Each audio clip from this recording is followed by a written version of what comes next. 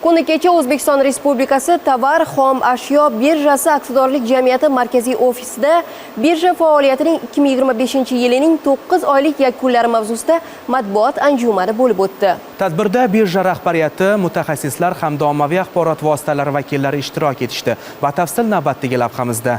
Matbuot anjumani ikki mavzu doirasida tashkil etilgan bo'lib, unda tuzilgan eng yirik bitimlar, qora va rangli metallar, qishloq xo'jaligi, yonilg'i energetika mahsulotlarining ulushi necha foizga to'g'ri kelishi haqida ma'lumotlar berildi. Qayd etilishicha, joriy yilning yanvar oyidan buyon O'zbekiston Respublikasi Tovar xom ashyo birjasining AgroUzEx.uz elektron platformasida 730 dan ortiq shartnomalar tuzilgan va ularning 70% ko'chatlar, 14% sabzavotlar va 6% yormalar savdosiga to'g'ri keladi. Mobil raqamlar haqida gapiradigan bo'lsak, 7433 ta mobil hamda qisqa raqamlar sotilgan bo'lib, u o'tgan yilning mos davriga nisbatan 47% ga ko'pdir.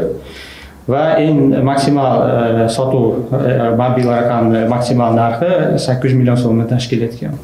Shuningdek, tadbir davomida alohida qulaylik yaratish maqsadida hujjatlar elektron shaklda tuzilishi va davlat xaridlari sohasida yangi mijozlarni jalb qilish maqsadida yangi xarid mobil ilovasi ishga tushirilganligi haqida aytib o'tildi. 9 oylik yakunlariga ko'ra, birjaning davlat xaridlari bo'yicha AgroUzEx.uz elektron savdo tizimida o'tkazilgan savdolar natijasida 7,3 trillion so'mlik byudjet va korporativ buyurtmachilarning mablag'lari tejalgan.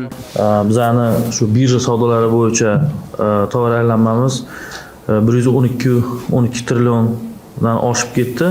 Bu raqam o'tgan yilga nisbatan 30% ga ko'p deyiladi. Birja savdolariga har doimgidek biz jalb qilib, mana 9 oyning o'zida 650 tadan ortiq yangi turdagi mahsulotlarni mana jalb qilib, shu tadbirkorlar tomonidan sotilishga erishildi. Anjumanda sun'iy intellektdan foydalanish, biznes jarayonlarini optimallashtirish va ish samaradorligini oshirishda ancha yengillik berayotganligi va bundan keyingi loyihalarda ham undan uzviy foydalanish haqida so'z yuritildi.